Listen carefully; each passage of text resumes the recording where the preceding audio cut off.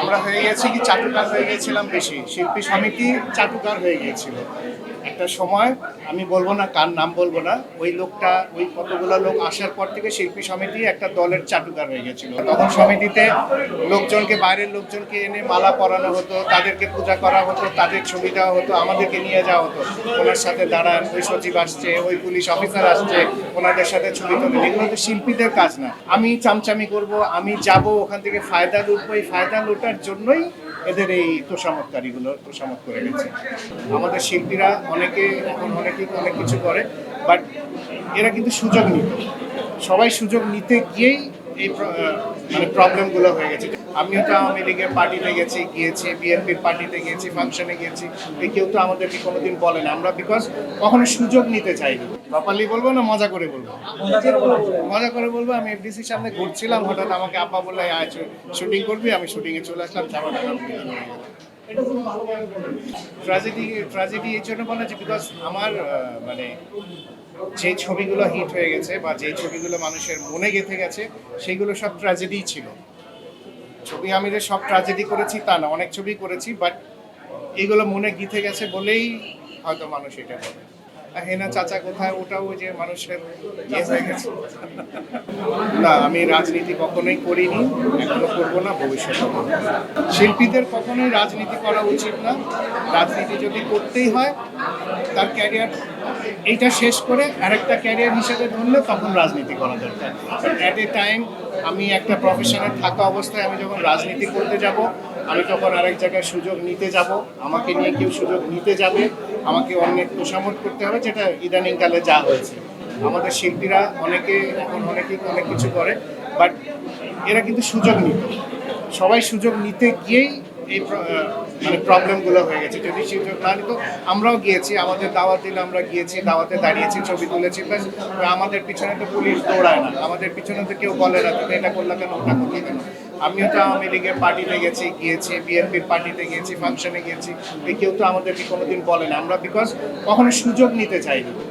আমরা আমাদের কাজ করেছি, আমাদের প্রফেশনাল কাজ করেছি, এটার বাইরে আর কিছু করি। কাজটা প্রপার হয় নাই, যেটা আমি বুঝি। সোজা বাংলায় তাকে কেনই বা গ্রেফতার করা হলো, থানায় পাঠানো হলো, আবার তার বেলও দেওয়া হলো না, আবার দুদিন পর আবার বেল দেওয়া হলো। তাহলে প্রসেসটা কি? একটা মানুষকে, এটা তো হেনস্থার মতোই হলো। আপনি যদি প্রপার ইনফরমেশন না থাকে, প্রপারলি তাকে যদি, তার যদি কেস না থাকে, স্বরাষ্ট্রমন্ত্রী বললেন তার প্রপার কেস আছে, কেস থাকলে আবার ছেড়ে দিলেন কেন?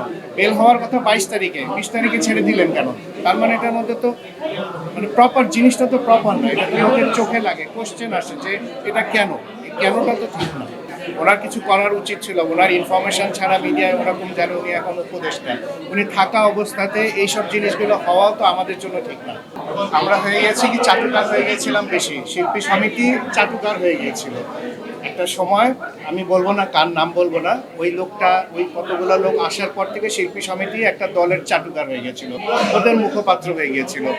সমিতির না, আমাদের শিল্পীদের সমিতি ছিল না। তখন সমিতিতে লোকজনকে, বাইরের লোকজনকে এনে মালা পরানো হতো, তাদেরকে পূজা করা হতো, তাদের ছবি দেওয়া হতো, আমাদেরকে নিয়ে যাওয়া হতো, ওনার সাথে দাঁড়ান, ওই সচিব আসছে, ওই পুলিশ অফিসার আসছে, ওনাদের সাথে ছবি তোলেন। এগুলো তো শিল্পীদের কাজ না।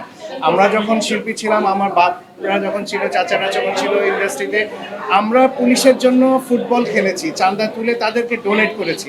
এই সমিতি আসার পরে কি হলো? ওনারা এসে আমাদেরকে ডোনেট করে, শিল্পী সমিতিকে ডোনেট করে। এটা দরকার না। শিল্পীরা তাদের জন্য, আমরা সেলিব্রিটি, আমি তাদের জন্য কাজ করতাম, ওদের জন্য গিয়ে দাঁড়িয়ে ছবি তোলা তো আমাদের কাজ না। আমরা কখনো এগুলো করিনি, বিকজ আমরা তো নিতাম না, আমাদের তো স্বার্থ ছিল না। এরপরে হয়ে গেছে কি, স্বার্থ হয়ে গেছে যে আমি চামচামি করব, আমি যাব ওখান থেকে ফায়দা লুটবো, এই ফায়দা লুটার জন্যই এদের এই তোষামতকারীগুলো তোষামত করে গেছে। প্রপারলি বলবো না মজা করে বলবো? মজা করে বলবো। আমি এফডিসির সামনে ঘুরছিলাম, হঠাৎ আমাকে আব্বা বললো আয় শুটিং করবি, আমি শুটিংয়ে চলে আসলাম। এটা আসলে চাপাডাঙ্গার বোর্ড ছিল, আব্বা আর শাবানা ম্যাডাম করার কথা ছিল, আমার করার কথা ছিল না। শাবানা ম্যাডামের চেয়ে আব্বা, এখানে ক্যারেক্টারটা এমন ছিল, শাবানা ম্যাডামের ছেলের মতো। আব্বার ক্যারেক্টার ছিল, মাহাতার ক্যারেক্টারটা ছিল ছেলের মতো। বাট ওই গ্যাপটা ছিল না বলে তখন আব্বা নিজেই করে নাই। শুটিংয়ের এক সপ্তাহ আগে ডিসাইড হয় যে আমাকে দিয়ে চাপাডাঙ্গার মাহাতাব ক্যারেক্টার করাবে। এক সপ্তাহের মধ্যেই আমার without any training, without any preparation আমরা চলে যাই মানিকগঞ্জের ঝিলটায়। সেখানে চাপাডাঙ্গার বই শুটিং হয়। এটিএম সাহেব ছিলেন, শাবানা ম্যাডাম ছিলেন, আমাদের মাহফুজুর রহমান সাহেব ছিলেন, সবাই সিনিয়ররা ছিলেন। এদের সামনেই কিন্তু আমি মানুষ হয়েছি। সো আমার কাছে কিন্তু লাগে নাই, মানে নতুন একটা ব্যাপার বা আমি আউট অফ প্লেস হয়ে গেছি এমন মনে হয় নাই। ঘরোয়া একটা পরিবেশের মধ্যেই আমি হেসে গিয়ে কাজ করে ফেলেছি, যেটা যদি হয়তো অন্য জায়গায় হলে আমার জন্য এত ইজি হতো না। যেটা আমি কিছুদিন আগেও বলেছি, এখন রোমান্টিক ছবি আমার করার টাইম না। আমি যখন ছবিগুলো আমার কাছে ভালো স্ক্রিপ্ট আসবে, একটু ক্যারেক্টার ওজন থাকবে, তখন আমি ছবি করব। ছবি ছেড়ে দেইনি, ছবি ছাড়িনি। কেন আমাদের গল্প লেখা হয়, লেখার পরে আমরা চুজ করি আচ্ছা এই ক্যারেক্টারে ওকে দরকার, এরকম না। আমার গল্প লেখা হয়, ধরে আনো কাকে, বাপ্পাকে পেলো না, আচ্ছা অমিতকে নাও, অমিতকে পেলো না, আচ্ছা ওকে নাও, ওকে না পেলে তাকে নাও। কিন্তু দুনিয়াতে একটা ক্যারেক্টার লেখা হয় একজন শিল্পীকে মাথায় রেখে, যে এই ক্যারেক্টারটা ওই শিল্পী করবে। আমাদের এখানে হয় না বলে হয়তো আমার কাছে আসলে আমি করি না, আমার বদলে আপনি করবেন, আপনি না করলে উনি করবেন, এইভাবেই। কেমন ধরনের পেয়েছিল ওটা তো বলা যাবে না। যেটা আমি করতে চাই সেটা পাইনি, সোজা কথা। এখন একটা জিনিস কি, আমাদের সময় ফেসবুক ছিল না, এরকম মিডিয়াও ছিল না, এত কিছু ছিল না। আমরা আমাদের কাজ করতাম, সেটা হার্ড ওয়ার্ক করতাম, পেপারে আসতো, সাংবাদিকরা আমাদেরকে হাইলাইট করতো বা কিছু। এখন হয়ে গেছে কি, কাজ করতে হয় না আপনাদের, এখন আকাজ কুকাজ করলেই এটা পেপারে আসা যায়, এটা দিয়েই ভাইরাল হওয়া যায়। এখন যারা আপনার এই যে নাম বলবো না কি সব নাম, এই ফেসবুকেতে অস্থির হয়ে যায় এদেরকে নিয়ে, কিন্তু এদেরকে নিয়ে আপনারা লেখেনও, এদেরকে নিয়ে ফেসবুকে লেখে, মিডিয়া লেখে বলে এরা ভাইরাল হয়। আর আমরা তো ভালো কাজ করতাম, করার কম্পিটিশন করতাম, কিন্তু তারপরে আমাদেরকে অনেক এফোর্ট দিতে হতো এই মিডিয়াতে আসার জন্য।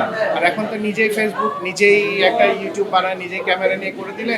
আর যারা ফেসবুক চালায়, যারা ফেসবুকের অডিয়েন্স, এদের স্ট্যান্ডার্ড তো আপনারা বোঝেন, এদের কমেন্টস যেরকম, এদের মানে রুচি এরকম, এদের চাহিদাও এরকম, যার জন্য সবকিছু মিলেই জিনিসটা এরকম হয়ে গেছে। ইন্ডাস্ট্রি যখন আগে ছিল, যখন আমরা তখনকার স্ট্যান্ডার্ড ওটাই ছিল, ওটাই বেস্ট স্ট্যান্ডার্ড ছিল। তখনও ছবি চলেছে, 1400 হলে ছবি চলেছে, ছবি সুপার হিট হয়েছে, 1 মাস 1.5 মাস করে ছবি চলেছে। এক একটা হল 1500 সিটের হলে 500 ফুল করেছিলাম আমরা ওই জমানায়। আর এখন 200 সিটের হলেতে একটা শো ফুল করলে আমরা তো মনে করি বিশাল ব্যাপার হয়ে গেছে। আমাদের একটা শোতে যা চলতো, মানে ফুল ডেতে 5টা শোতে আমরা যে ইয়ে করতাম, এখন কিন্তু পুরো মাসে ওইটা হয়। কিন্তু তারপর ওই যে ক্যামেরা চামচামি তো বলা যায়, আপনি তো বলে দিলেন এখানে, এটা প্রুফ লাগে না তো, ফেসবুকে লিখে দিলেন হ্যাঁ আমার তো হয়ে গেছে, এইটা হচ্ছে ওই আছে, সবাই উনি বস, ইনি কিং, উনি তিন। আজব একটা ব্যাপার। সাকিব নিজে অনেক এফোর্ট দিয়ে এই পর্যন্ত এসেছে। সে আপনারা হয়তো তার আগেরটা জানেন, সে আগে অনেক এমন ছবিও করেছে যেগুলো ছবির মতো না, কিন্তু সে আস্তে আস্তে নিজেকে গড়েছে, এই পজিশনে এনেছে। একটা লোক নিজের চেষ্টায় এই পজিশনে এসেছে, যেটাকে আপনাকে ইগনোর করার মতো কোনো নেই। আপনারা যদি পারতেন, এখন ইন্ডাস্ট্রি অনেকে বলে তো পারলে আর একটা সাকিবকে বানান নেই, ইন্ডাস্ট্রি তো ডাইরেক্টরের অভাব নাই, প্রডিউসারের অভাব নাই, কই তারা তো কিছু পারতেছে না। এটা সম্পূর্ণ ক্রেডিট তারই। সে এখন চুজ করতেছে গল্প, সে এখন টিম রেডি করতেছে, সে সব কিছু করে একটা জায়গায় সে আসছে। তো আসলে দিন, তাকে আসতে দিন। আর আমরা যদি ক্যাপাবিলিটি থাকে, আমরা তাকে কমপ্লিট করে উঠি, সমস্যা নাই। আমি বললাম যেটা, সাকিবের স্ট্যান্ডার্ড সাকিব মেনটেন করে যাচ্ছে, স্ট্যান্ডার্ডটা এত উপরে উঠে গেছে যে বাকি আর কেউ ওকে ধরতে পারছে না, একটা। আর 2 নম্বর কথা হলো, আমাদের যেটা ইন্ডাস্ট্রির কথা আপনি বললেন, যেটা সংকুচিত হয়ে যাওয়ার কারণ কি, আগে ছিল একটাই জিনিস ছিল, আমাদের শুধু ফিল্মই ছিল। এখন হয়ে গেছে কি, ফিল্মের বাইরে আরও মানুষের এন্টারটেনিংয়ের অনেক জিনিস আছে। মানুষ ইউটিউবে দেখে, মোবাইলে দেখে, সিনেমা অনেকে যেতে চায় না, আদার জিনিস আছে, এন্টারটেইন করার জন্য অনেক কিছু আছে। বাট ওই সময় আমরা যখন ছিলাম, তখন আমাদের ফিল্মটাই দেখতো মানুষ, এই জন্যই মানুষ অতটুকু ইয়ে ছিল আমাদের প্রতি। বাট এখন ওই জিনিসটা নেই, এখন প্রপার জিনিস না হলে মানুষ আর যায়।